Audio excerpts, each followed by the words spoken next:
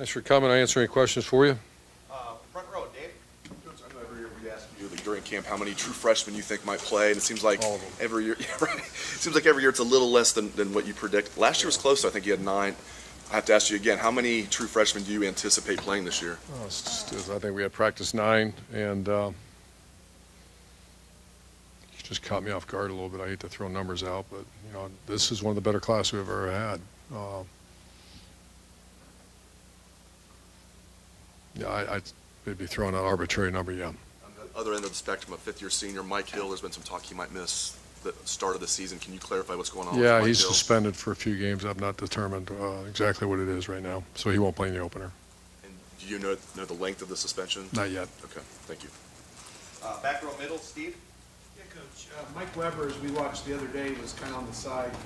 Perhaps has a hamstring issue. Has he had a chance? Did he practice today? He practiced today. He didn't open it up yet today, but he'll be ready for game 1, and we're just being cautious. Hamstrings are something you just got to watch closely. In his absence, has that allowed J.K. or somebody else to really? Antonio Williams has had a good camp. J.K. Demario, we've you know, Demario's going a little bit of hybrid on us right now, so we're using him a little bit all-purpose. I kind of like where we're at tailback. Every one of them made really nice strides this summer, and they're playing pretty well. Third row, right, Tony. How has J.K. sort of taken, because with Weber out, I assume he's gotten more carries than maybe. He graded a champion in the scrimmage. We had a scrimmage when it was a Saturday, and we had champions today. He graded a champion. He has his black stripe off. He's, you know, still early to anoint anybody, but he's one of the freshmen who'll play this year. Far right over here, Clay. A little bit of buzz about Martell the other day. Is he legitimately in the fight to back up JT? He's in the fight. How legitimate? That, you know, still early. He did do very well in the scrimmage the other day, and you know, guys like that have to fight for those reps. And the terms we use around here, game reps and mental reps, and he's really matured. That's what I like. You know, he was not very mature in the spring, so he took some maturity pills or something, and he's grown up here in the last 2 months. Really, the last 2 weeks has been really impressive. Just his professionalism, as opposed to don't worry, just play. And he's doing a nice job. Is there a pecking order there? Not yet. Go back up, really establish. Not yet. The other. Front row right, Austin. Urban, you talked about that scrimmage on Saturday. What was your biggest takeaway that you liked coming out of that? Did anybody claim a job or anything out of that for you? There were some big plays. You know, that's a negative for the defense, positive for the offense. I like the coaching going on across the field, but particularly on offense right now, that you know, tempo and those kind of things. But once again, first scrimmage, there's only practice 6 or 7, so that's about it. That buzzword has been enhancing the offense for you all offseason and the training camp. Is there anything that you've seen now that tells you it's working or that you like? Still too early, but I'm pleased with where we're at.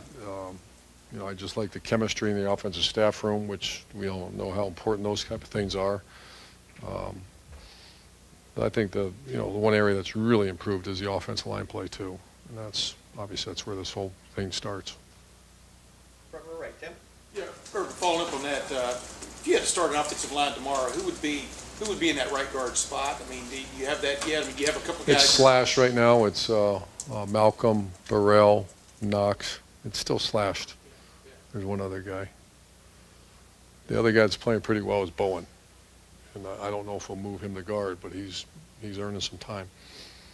In the situation with Michael Hill, what's sort of the depth situation there? Who kind of steps in for him? And obviously he was a regular last year. You got Tracy back.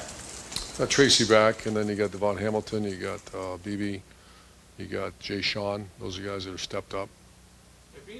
Is Haskell Garrett, if any of those guys Haskell Garrett will play. He's another one, without anointing a guy, but right now he's on course to play. And that's unusual for an interior D lineman, but he's really impressive right now. One of the quickie, Johnny Dixon went through the scrim. Is Johnny Dixon continuing to keep on keeping on? And yeah, we make a big deal around here about calling the family and saying, go buy your tickets, or go plan on, not buy your tickets, game tickets, but buy a airline ticket to come watch your son play at Ohio State. And he's within probably a week of getting that phone call. And that's really cool to see.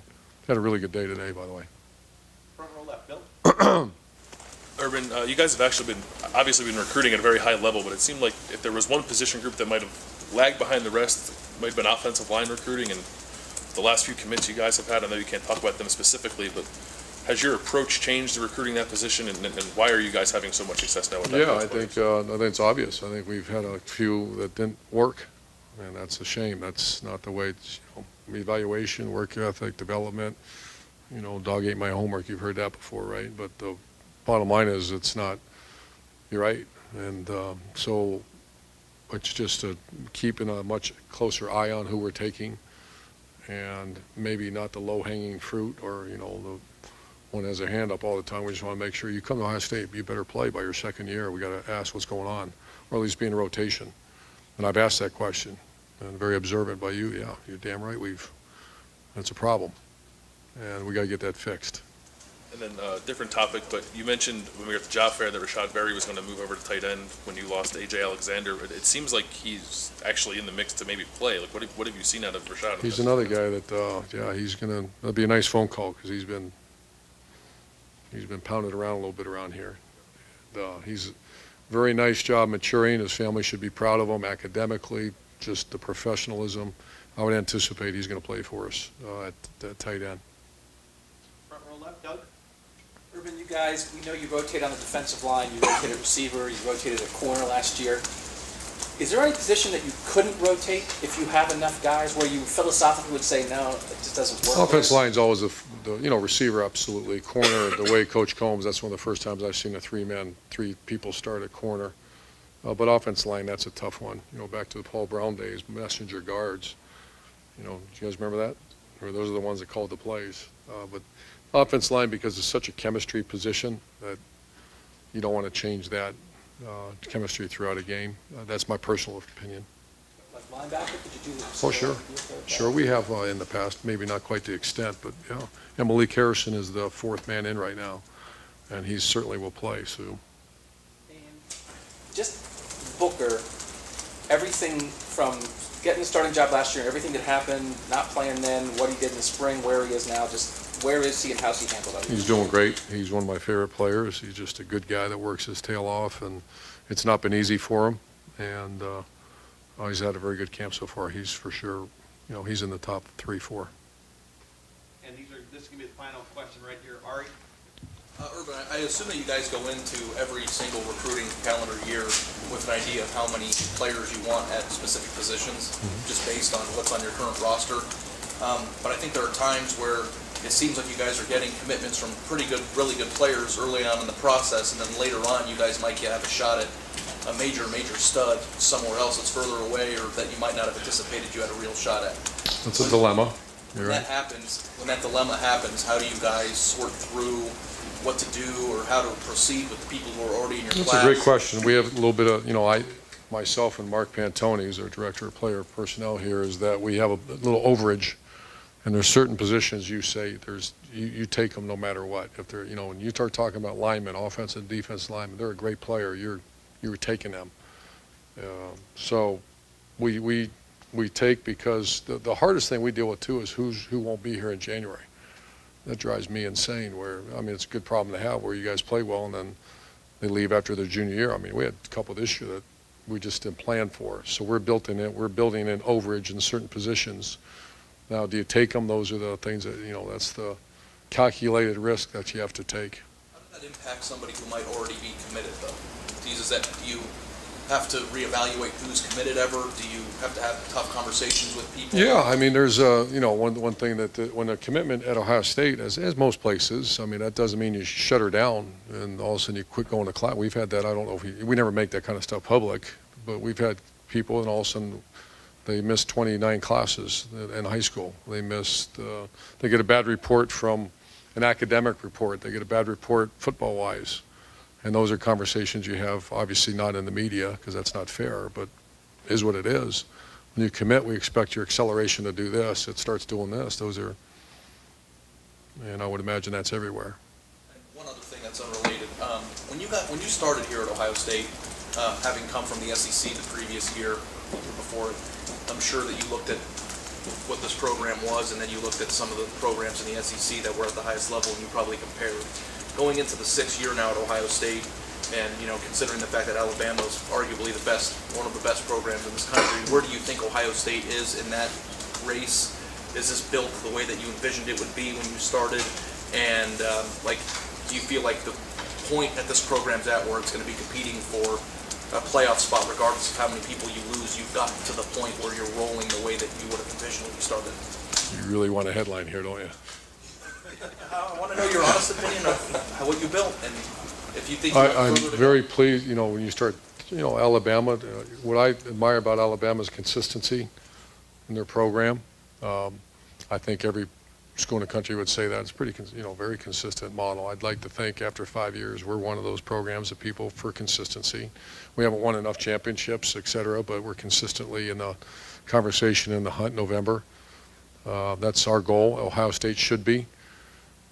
What I think that has happened here is when if 15 juniors leave and you still can field a decent team in 2 years, that means that, that's a hats off to Coach Maradi, his support staff, and that's to me, that's the hardest thing that we're dealing with is plugging holes and maybe playing guys before they're ready. And that's a sign to me of a good program. When you say good program, you're not talking about just recruiting. You're talking about development behind the scenes of Jeff Uhlenhake, of Quinn, of the strength staff, getting these cats ready to go. So that's when you say, that's what I'm sure the most coaches would say good program is you don't just recruit good players, but they start to play. Maybe sometimes a little bit earlier than they should because of the transition of the NFL juniors. Coach, got to do one more. Bill, go ahead. As a collective staff, the resumes of your assistant coaches is probably as strong or stronger than you've ever had before. Can you address that? How good you feel about the staff, and what challenges having guys with head coaching experience pose? If they were ego guys, or if I didn't really know them, Kevin I knew, but I didn't know. I knew Greg would be. I thought Greg would be great. He's better than that. I thought Kevin Wilson would add something. He's better than that, and that's a credit to those guys. But it's also very clear here. It's not. We don't make a phone call and say, "You want to come to Ohio State?" It's, "Hey, here's how we do things, and here's your job. Do you want to be part of this?" And they've been outstanding. And if you'd asked me maybe 10 years ago if I would have took former head coaches on my coaching staff, that's a little bit on me too. Maybe I would have been intimidated, or maybe not intimidated is not the word, but and I'm at the point where they get we're going to do it a certain way, and my hat's off to them. To go in there and dive in to be a position coach and to be a coordinator has been outstanding. We were getting the offensive lineman. You addressed the right guard situation. Isaiah Prince, the right tackle, struggled obviously last year at times. How has his progress been? How good do you feel about the right side of the line in general? He's one of the most improved players on the team right now, and that's A to Z. That's not just out there in practice, but with Coach Mick, with the bend and all the things that he struggled with. He's a very serious player right now. Thanks. Thank you, Coach. All right, everybody, let's move to the indoor.